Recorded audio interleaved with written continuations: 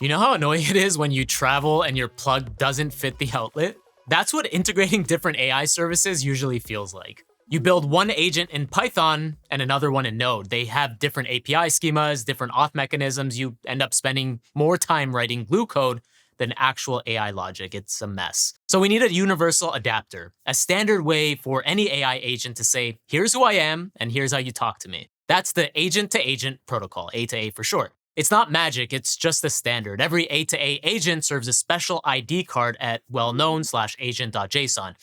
It's kind of like our agent's dating profile.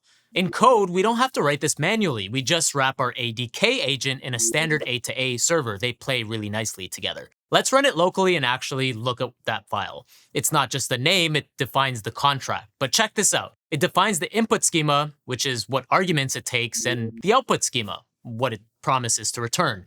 This is very similar to an open API specification, Swagger, but specifically designed for agentic capabilities. But why is this a big deal? It's because we're decoupling. Our future orchestrator won't need to import the researcher's Python code. It just needs the URL. Think about it.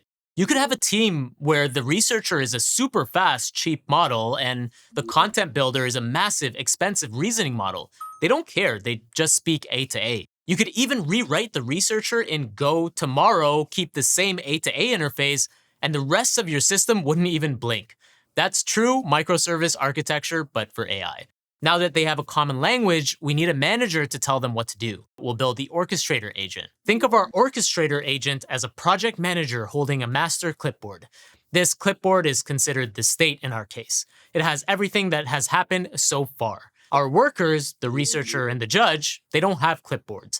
They just show up, do exactly what the project manager tells them to do based on the current page of the clipboard, and then they leave. This is crucial because if a worker bot crashes and restarts, it's fine. It didn't lose anything important because it wasn't holding anything important. The project manager still has the master clipboard, keeping track every step of the way. ADK gives us the tools to manage this clipboard easily.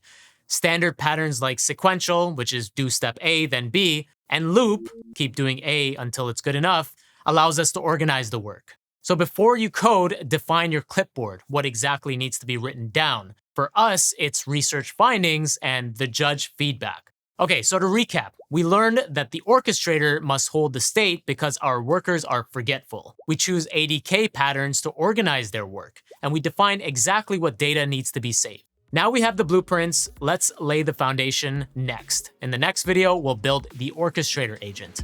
Bye for now.